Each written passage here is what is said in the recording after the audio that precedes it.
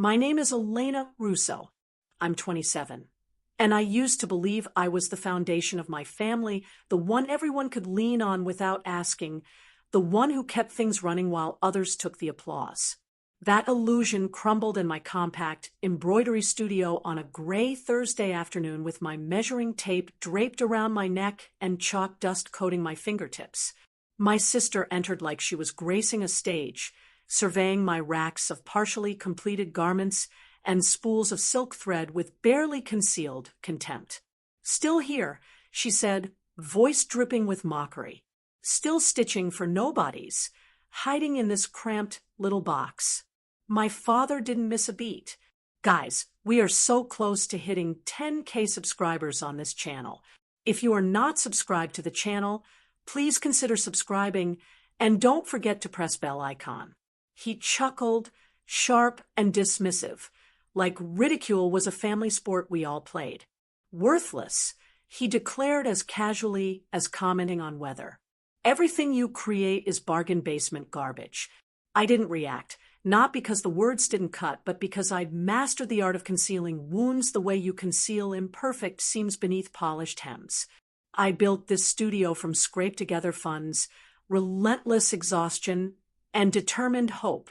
I've dedicated years to transforming ordinary fabric into garments people feel confident wearing. Bridal gowns, graduation dresses, job interview blazers, theater costumes for children who dream of being heroes. I take pride in my skill. I take pride in my artistry.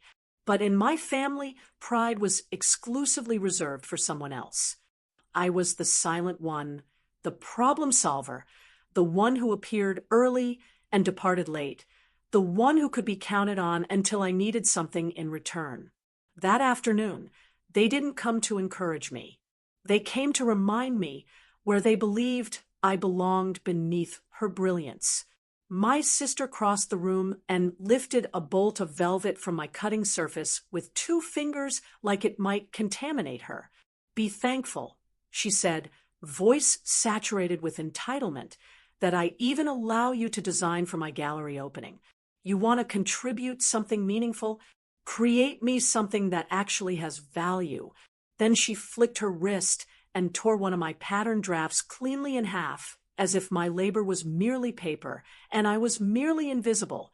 And I smiled serenely, the way you smile when a storm finally reveals its direction. "It would be my privilege," I said. "I'll design your most extraordinary piece." Inside, every insult I'd ever absorbed tightened into a single realization. I can transform their contempt into my strength. And the question that haunted me as I collected that torn pattern was simple and piercing. Could I convert their disrespect into motivation, or would it keep me imprisoned forever? Before I tell you what she demanded next, and what transpired after I agreed, tell me, what time is it for you right now? And where are you watching from? I'm curious to see how far this story will travel. When they departed, the studio went quiet in a way that felt deafening. The door chime's final ring faded, and the atmosphere seemed to hold their laughter like residue. I stood for an extended moment staring at the torn pattern draft in my hand. Paper shouldn't feel like an injury, but it did. I created that pattern meticulously, hours of calculating and redrawing, my pencil marks gentle as whispers. Now it was destroyed like it had never existed.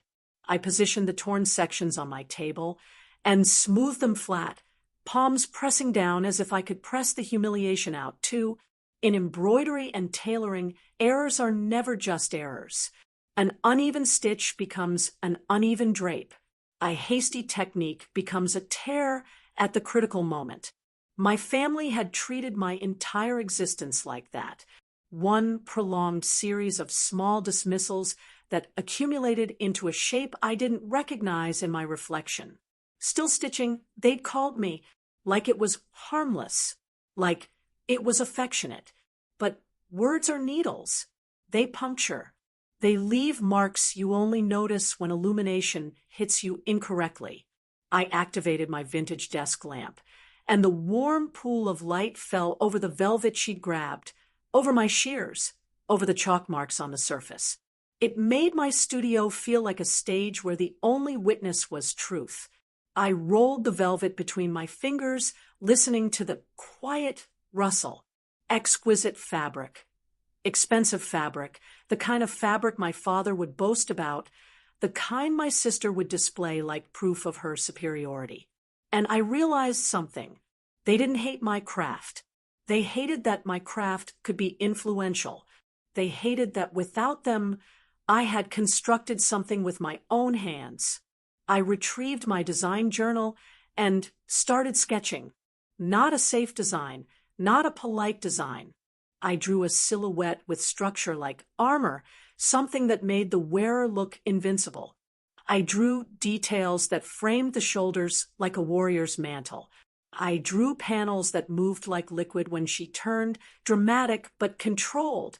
And I marked the inner construction with tiny annotations, reinforcement locations, stress locations, hidden supports. Each line I drew felt like a rebuttal. Each measurement felt like reclaiming territory. As I sketched, memories attempted to crawl up from the depths of my mind, and I let them surface, but I refused to let them drown me. I arranged them instead like a montage of sharp little scenes. Each one a beat I could sew into the lining where no one would see, but I would always feel. Her laughter the day a client called me gifted. My father's dismissal when I won a regional craftsmanship award. Family gatherings where my achievements were pleasant and hers were destiny.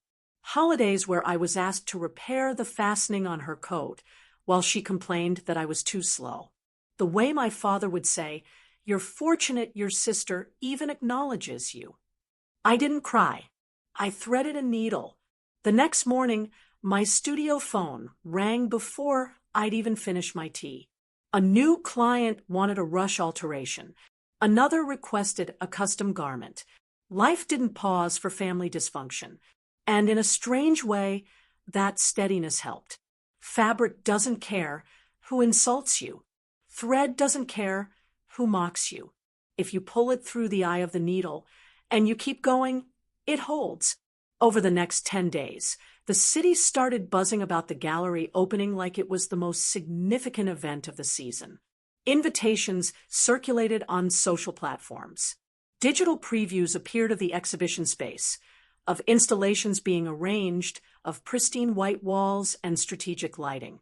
My sister's photograph, confident, radiant, was everywhere. Meanwhile, my father started treating my studio like a resource he could claim. He contacted me 3 times, not to ask how I was, but to remind me of expectations and deadlines.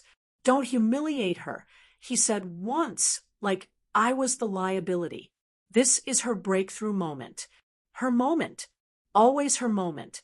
Late at night, when the studio finally emptied and the city outside quieted into soft traffic hum, I worked on the piece. I cut the velvet with long, steady strokes. I pinned and basted, removed, pinned again. I stitched the embellishment by hand, each element catching light like a tiny constellation. And as I sewed, I kept thinking about the construction lines that mattered most, the ones that hold under stress, and the ones that break when pressure hits. I knew exactly where a garment could be made indestructible, and exactly where it could be made vulnerable. One hidden stitch, one tension choice, one seam that holds until body heat warms the thread, until the wearer moves too confidently, until adrenaline makes movements sharper than practice sessions. The thought came again, darker than I wanted to admit. Should I build a flaw so subtle it would only reveal itself under scrutiny? Not to ruin her for entertainment. Not because I was cruel, but because she had spent years teaching me what it felt like to be diminished while everyone watched. She had torn my pattern without a second thought. She had used my labor like it was her entitlement. Maybe she deserved to experience what it was like when confidence slips and no one rushes to save you. But then another thought followed, equally sharp. If the piece failed, my father would blame me. My sister would call me incompetent. And the world, people who didn't know our history, would see someone who couldn't even execute her one responsibility. My craft, my art, my livelihood would be the thing on trial, not their arrogance. So I didn't decide yet. I did what I always did. I prepared. I reinforced most construction like a fortress. And in one place, deep inside, invisible, I left a choice waiting. A choice I could still change at the last minute. Revenge isn't always loud. Sometimes it's the quiet moment where you realize you finally have power and you haven't decided how to use it. The fitting happened 4 days before the opening in a rented preparation space that smelled like expensive candles, hairspray, and impatient ambition. Everything my studio wasn't. The building was busy with people who spoke rapidly and moved faster. A stylist brushed past me without acknowledging me. Someone carried an installation piece like it was sacred. My father stood near the full-length mirror with his phone ready, prepared to capture his daughter's brilliance for anyone who wasn't there. I arrived early because I always arrived early. I carried the garment carrier carefully like it contained more than fabric. In a way, it did. It contained my dignity, my skill, my boundaries, all stitched into construction no one would ever praise aloud. My sister arrived late, designer sunglasses on indoors, as if the world's light was for her alone. She didn't greet me. She greeted the mirror. She glanced at the garment carrier and smirked. "Let's see if you can make something that looks like it belongs in an actual gallery," she said loud enough for the assistants to hear.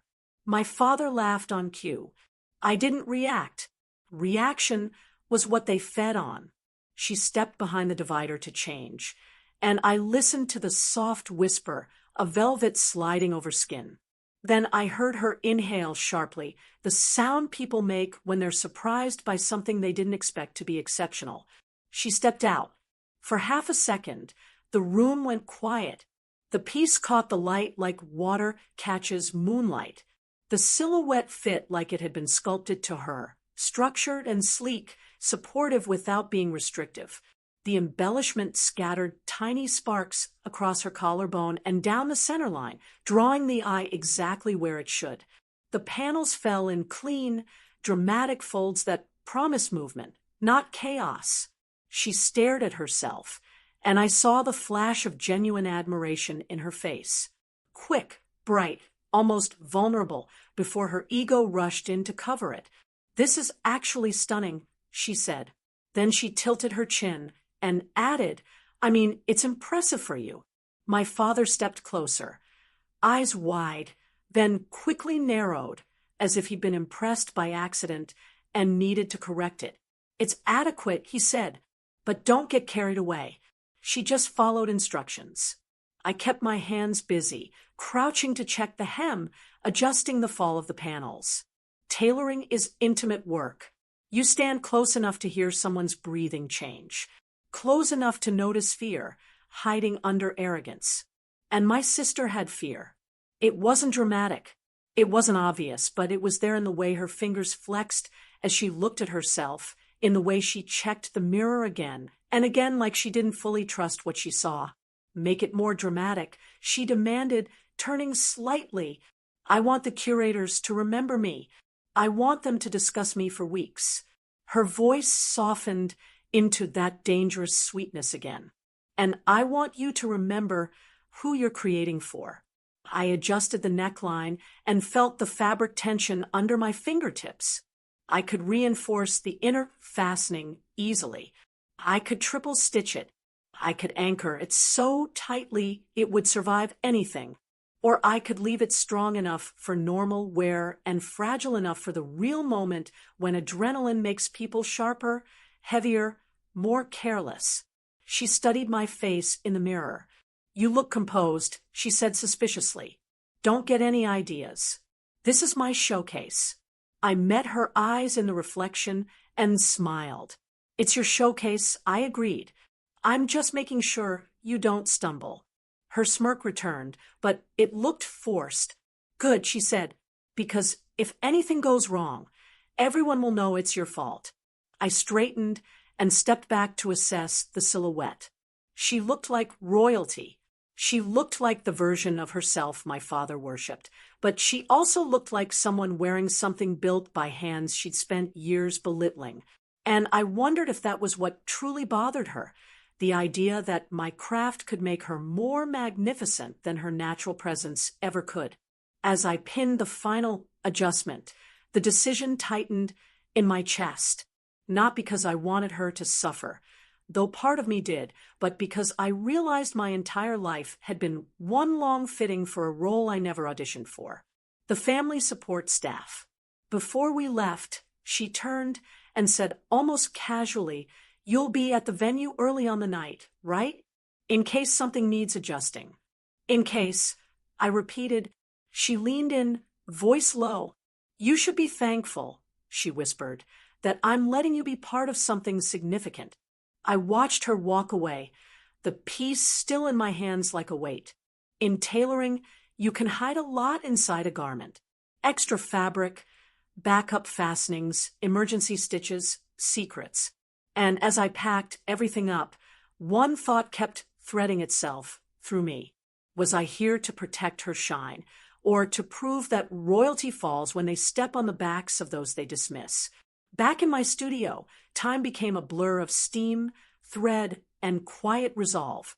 My sister's world was bright galleries and influential contacts, mirrors and cameras, preparations where people praised her vision. My world was the steady hum of my machine and the whisper of fabric under my hands. While she practiced her presentations and poses, I practiced my stitches. While she trained her smile, I trained my patience. I worked on the piece like it was a living thing. I added a hidden underlayer that would keep the panels flowing instead of tangling. I reinforced the side construction because I knew the strain of movement would pull there. I stitched a backup fastening into the lining, invisible unless you knew exactly where to feel. Each layer of the garment became symbolic in my mind, whether I wanted it to be or not. The outer layer was her image, polished, flawless, admired. The underlayer was my labor, quiet, unseen, essential. And the lining, the innermost layer that touches skin, felt like my history with her, the part no one applauds, the part that carries the weight. My father visited once, unannounced, sweeping into my studio like he was inspecting a workplace he owned. He didn't greet me. He inspected. His fingers ran over the embellishment, and for a moment I thought I saw something like awe. Then his expression tightened, and he made a noise in the back of his throat. "Well," he said, "at least you didn't ruin it." I didn't look up. "At least." He paced slowly, eyes scanning my shelves like he was searching for evidence of failure. "You know," he said, finally, voice softer, almost nostalgic, "your sister has what you don't. She's made for this. She's always been exceptional." I set down my needle. "Exceptional," I repeated, tasting the word like something stale. My father's gaze flicked to my face, and for once he didn't bother with the usual excuses. "She reminds me of myself," he admitted, almost proudly. "The same presence, the same vision. People listen when she speaks."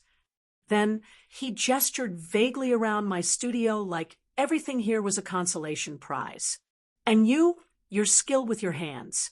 That's your place. Be realistic." There it was. The reason, not logic, not reflection. He loved the version of himself he saw in my sister. And he loved me the way people love a tool. Useful, replaceable, easy to overlook until it's missing. After he left, I stood in the center of my studio and let the truth settle like dust. I wasn't less. I was simply not the mirror he wanted to look into. That night, alone again, I did something I hadn't allowed myself to do in years. I imagined the future without their approval. I pictured a designer showcase, My work on display under clean lights, strangers praising my craft because it deserved praise, not because it came attached to my sister's name. Then, like a second flash forward, sharp and bright, I pictured my sister at the opening, the piece shimmering, the curators leaning in, the guests captivated. And then one wrong movement, one tug, panic cracking her composure, a gasp, a stumble, the room turning not toward her brilliance, but toward her vulnerability. In that imagined moment, I wasn't cheering. I wasn't crying. I was watching, calm, finally acknowledged. My hands hovered over the garment's inner construction, the one place where a tiny decision could change everything. I could anchor it with reinforcement tape and make it indestructible, or I could leave it as it was, strong enough for normal movement, fragile under pressure. I stared at that construction for a long time. Then I did something that surprised even me.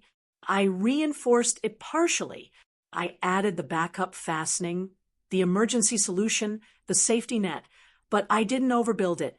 I didn't triple stitch it into immortality.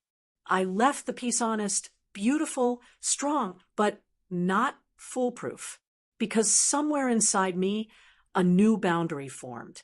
If she wanted perfection, she could earn it with respect. If she wanted my labor, she could stop treating me like a joke. And if she refused, well, sometimes consequences are the only language people understand. The day of the opening arrived with the kind of chaos that makes buildings feel alive. The gallery buzzed with artists, curators, patrons, photographers, assistants. Bright lights illuminated the space. Everyone moved rapidly, like urgency had a schedule and was determined to stay on time. Classical music filtered through the walls, muted but persistent like a heartbeat that wasn't mine. I arrived early again because I always arrived early. I carried my emergency kit, needles, thread, safety pins, tiny shears, extra fastenings like a medic carries supplies. And as I walked through the gallery, I felt the familiar sensation of becoming invisible. People rushed past me. They saw my hands, my kit, my usefulness. They didn't see me. My father was already working the room, praising my sister to anyone who would listen. "She's revolutionary," he said, laughing too brightly. "She was born for this visibility, born for recognition."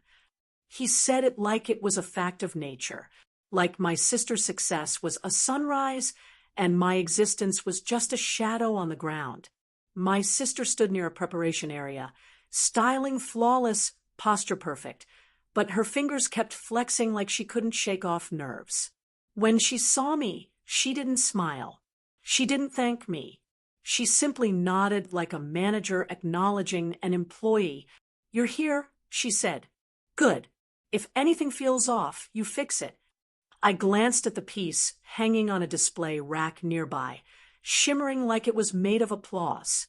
"It won't fail," I said. And that was true, depending on what you meant by fail. She stepped closer and lowered her voice, as if kindness would be dangerous if anyone overheard. "Don't look so confident," she whispered. "People might think you matter." I felt something in my chest tighten, not with hurt this time, but with clarity. "People already know," I said softly. "They just don't know my name." Her eyes narrowed. She didn't like that. Not because it was rude, but because it sounded like truth. For a second, she looked like she wanted to lash out, to put me back in my place with a joke or an insult. But then the event coordinator called her name, and the moment snapped shut. My father swooped in, adjusting my sister's shoulders like he was already crowning her. "You're going to captivate them," he whispered, kissing her cheek. Then, without looking at me, he added, "And you stay out of the way. Don't distract her. Stay out of the way." The sentence was familiar. It was the family's motto. It had shaped me like a pattern shapes fabric. The gallery doors opened as guests began arriving. Artists positioned themselves. The atmosphere felt electric. My sister took a deep breath, chin lifted, smile practiced. She looked at the mirror one last time like she was checking if she still existed. Then she stepped forward, and as she passed me, her hand brushed my arm. Accidental, maybe, but her fingers were cold. She was scared. And suddenly the question returned, heavy and unavoidable. If the piece starts to slip, do I save her? Or do I finally let her feel what it's like to stand alone? The gallery lights swallowed her the moment she entered the main exhibition space. The guests erupted with polite applause. Cameras flashed. She moved like she'd practiced her whole life to be admired. And maybe she had. The piece shimmered exactly the way I designed it to. Every embellishment catching light. Every panel shaping her silhouette into a headline. From the preparation area, I watched her with the sharp focus of someone watching their own work take its first breath. The first interaction was perfect. The second drew murmurs of appreciation. The third, bolder, more animated, pulled the piece into its true test. My sister's panels flared elegantly. The light hit the embellishment and scattered it across the room like stars thrown by hand. For a second, I understood why my father worshipped her. Worship is easy when someone's shine distracts you from everything else. Then I saw it, a tiny shift at the neckline, not visible to the guests yet, but visible to me the way a crack is visible to the person who poured the foundation. The construction wasn't exploding, just whispering, a warning, a tremble, the kind of tremble that grows when adrenaline rises and movement warms thread. My stomach dropped, not with guilt, but with recognition. This is the moment. She kept smiling, kept engaging, kept playing curator's favorite for the patrons. But her eyes flickered. She felt it, too. Her hand brushed her neckline in a gesture meant to look graceful. It wasn't graceful. It was survival. She adjusted subtly, trying to keep the construction in place while continuing her presentation. That kind of multitasking only works when you're calm. She wasn't calm. Slow motion took over my mind. And in that slow motion, I heard every insult I'd ever swallowed. Still stitching bargain basement garbage, be thankful. I saw the torn pattern on my table. I heard my father's voice saying, be realistic. I remembered how many times I'd fixed problems in silence, so they could keep pretending everything was fine. Another gesture, another pull. The construction gave a little more. A gasp rolled through the nearby guests, not loud, but rippling. Someone laughed uncertainly, thinking it was part of the artistic presentation. My father's face tightened in the shadows, still smiling because he couldn't stop smiling, but his eyes were sharp with fear. My sister faltered just a fraction. Her smile stayed fixed, but panic crawled behind her eyes. She reached again, sharper this time.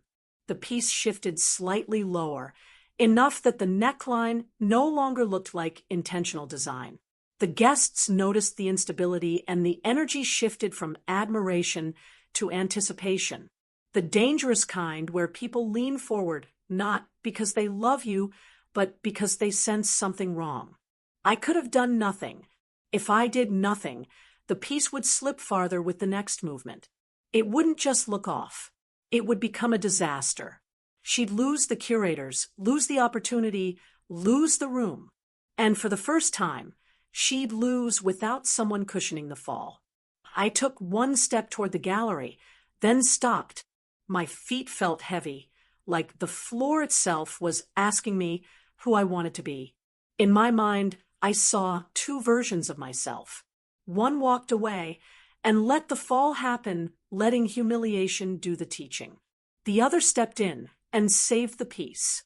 Not for her, but for my craft, for my name, for my future. Revenge is tempting when you've been hurt, but revenge can also chain you to the people you hate because it makes your life revolve around their pain instead of your growth. Another tug, another slip. My sister's breath hitched, visible even from the preparation area. Her eyes darted toward the entrance for half a second, toward me. She didn't call my name. She didn't apologize. But in that glance, there was something raw. Help me. I moved, not running like a servant, not scrambling like someone invisible. I walked with purpose, stepped into the edge of the light, and lifted my hands like an artist claiming her canvas. To the guests, it looked like part of the presentation, an assistant performing a quick adjustment, a dramatic flourish. To me, it was a boundary being drawn in real time. I reached her in 2 seconds, fingers fast, precise. I hooked the inner fastening, tightened the hidden support, and secured the backup fastening I'd sewn into the lining for exactly this reason. My face stayed calm as glass. My hands didn't shake.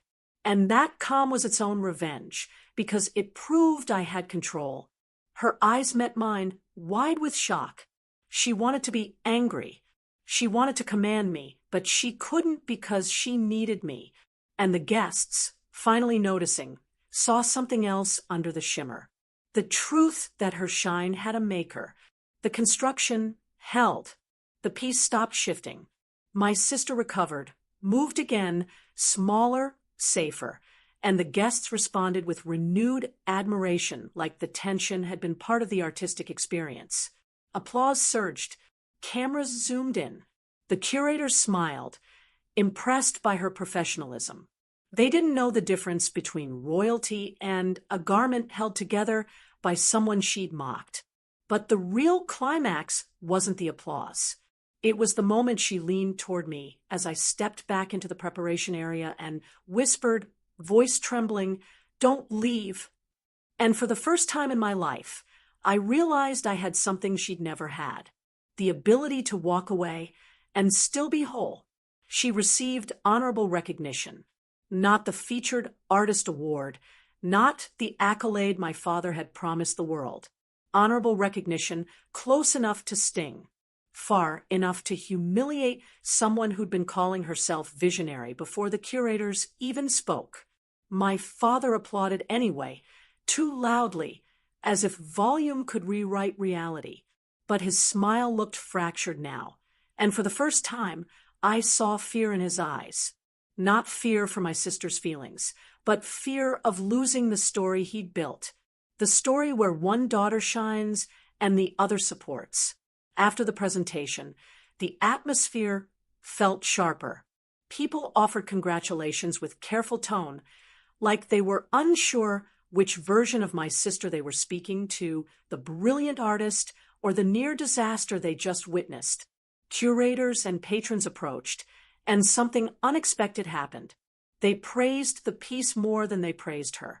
That garment was extraordinary, one curator said, examining the embellishment with professional appreciation. The structure, the movement, the way it captures the light. Who designed it? My father opened his mouth immediately. He was ready to take credit by proximity, the way he always did with my labor. But my sister beat him to it. "Elena," she said. She didn't say it proudly. She said it like admitting it cost her something. The curator's eyebrows lifted. "Elena, where is she?" For a heartbeat, everyone looked around like the person whose stitches wasn't supposed to have a name. My father's gaze snapped toward me with warning in it. The old silent command, "Don't ruin this. Don't steal attention. Stay in your place." But something in me had changed the moment I stepped into that light. I wasn't asking permission anymore. I stepped forward. "I'm Elena," I said. No dramatic speech, no trembling apology, just my name spoken like it belonged to me. The curator studied me for a second, then smiled. "You have exceptional talent," she said simply. "Genuine talent. We're organizing a textile arts showcase next month. Emerging designers, independent creators. If you're interested, we'd love to feature your work." My father's face tightened like thread being pulled too hard. He tried to laugh. "Oh, she's just assisting," he said, trying to shrink me back down. The curator didn't even look at him. "No," she said calmly. "This is design. This is craft. This is vision. In that moment, the room shifted, not because my sister lost, but because my father lost control. The spotlight that had always belonged to my sister by family decree tilted slightly, and for the first time, it touched me. Later, when the cameras moved on and the gallery thinned out, my sister found me near the preparation racks. Without gallery lights, she looked different, smaller, like someone who'd been holding her breath for years. "You saved me?" she said. I didn't soften it to make her comfortable. "I saved my work," I replied. My voice wasn't cruel. It was honest. I wasn't going to let the world call my piece bargain basement garbage just because you can't stand not being perfect. Her mouth opened, ready to snap back, but then it closed. Her shoulders sank. "You could have let me fall," she whispered. I nodded. I thought about it. Silence stretched between us. In that silence, I realized the revenge I'd imagined wasn't actually what I wanted. Humiliating her wouldn't give me my childhood back. It wouldn't unteach my father's favoritism. It wouldn't erase the years of being treated like background noise. What I wanted was simpler and harder. Freedom, recognition, a life where my value wasn't decided at a family gathering. The next morning, I did something I'd been afraid to do for years. I posted a brief video online. Not a rant, not a call-out, just my hands stitching the embellishment, the inner construction, the hidden fastening, the layers that made the piece survive under pressure. The video showed the garment catching light, then cut back to my workbench, my quiet studio, my tools. I added one sentence in the caption, "Made by hands you dismissed." I expected maybe a few responses, a few supportive comments from clients. Instead, the response exploded. People shared it. Designers messaged me. Strangers wrote, "Your craft is incredible," and "I want a piece made by you, and stop letting anyone call you worthless." Orders came in faster than I could answer. A boutique owner asked if I could collaborate. A fashion photographer asked if I could design for an editorial shoot. And then, like the universe was playing a joke on my family, someone recognized my sister from the opening and commented, "Wait, you made that piece?" That comment alone pulled in thousands more. My father called within hours. His voice wasn't proud. It was furious. "How dare you?" he snapped. "You used your sister's night to promote yourself. You embarrassed her. You embarrassed me." I leaned against my studio counter, looking at my sewing machine, at the orders list, at my life expanding beyond their cage. "I didn't use her," I said quietly. "I showed my work." "You're selfish," my father hissed. "You're ungrateful after everything you did." I cut in, surprising myself with the steadiness of my voice. "You mean the years you called me worthless? The years you mocked my studio? The years you treated my labor like it belonged to you?" I let a beat pass. "You don't get to call me worthless anymore." There was silence, then anger again, but weaker because he had no power over strangers who valued me. "You'll regret this," he said. I smiled, calm, familiar. "No," I replied. "I'll finally live." I hung up. 3 days passed before my sister called. That alone was a consequence. For someone like her, silence was punishment. When her name was no longer the only name people cared about, she didn't know how to breathe. When she finally spoke, her voice was quiet. "They're talking," she admitted. "People keep asking who designed my piece. They keep saying your name." "Yes," I said. She swallowed. "If I apologize," she asked, "will you still make things for me?" I looked around my studio. The place she'd called a cramped little box was suddenly full of possibility. Fabric samples mailed from suppliers, messages from new clients, a calendar booked weeks in advance. My hands my family had treated like tools, were now the reason people wanted to find me. "I'll make garments," I said slowly, for clients, for people who respect me, for art. But I won't make myself small. Her breathing changed on the other end of the line. So you're done with me? I considered it. Forgiveness is complicated. Revenge is simpler, but it's also heavier. I'm done being invisible. I said, if you want to be in my life, it's not as royalty. It's as a sister, equal. She didn't answer right away. Then, very softly, she said, I don't know how to do that. And in that moment, I saw her differently, not as a villain in a story, but as someone shaped by the same father who shaped me. My sister had been fed praise like oxygen. Take it away, and she panicked. She didn't know who she was without being worshipped. That didn't excuse her cruelty, but it explained her fear. I didn't offer comfort. I didn't rush to save her feelings the way I'd rushed to save her peace. I simply said, learn. Then I opened my email and accepted the invitation to the Textile Arts Showcase. 10 days later, my father showed up at my studio unannounced again, expecting the old version of me. He stood in the doorway, like a judge, eyes scanning my space as if he could still find shame there. But he didn't see shame. He saw orders. He saw people waiting. He saw the dismissed, one studio thriving without his approval. He tried to speak, tried to regain control with his usual tone. We need to talk. I didn't even invite him inside. No, I said, you need to listen. I'm not your backup plan. I'm not your joke. I'm not your unpaid labor. If you want a relationship with me, you come with respect, or you don't come at all. His mouth tightened.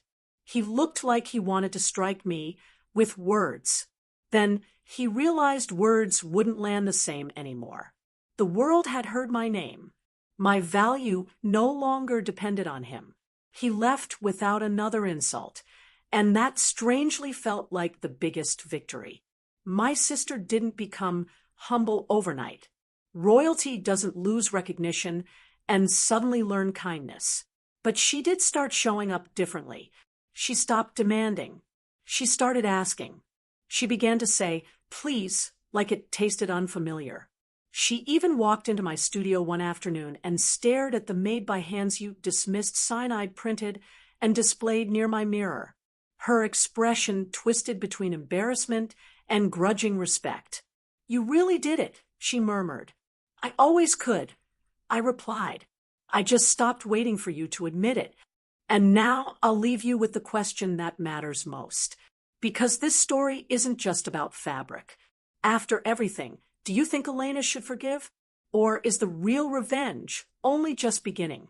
If you were me, would you let your sister back in slowly with boundaries? Or would you close the door completely? Our team at Narrative Foundations is dedicated to crafting powerful and meaningful content. We commit that all stories on this channel are purely fictional, created to deliver thoughtful lessons and positive educational messages to our audience. This story highlights the importance of self-worth, boundaries, and resilience in the face of family pressure and favoritism. It teaches that true revenge is not destruction, but growth, choosing dignity, integrity, and independence over resentment. Through conflict and resolution, the narrative encourages viewers to value craft, respect, and personal strength.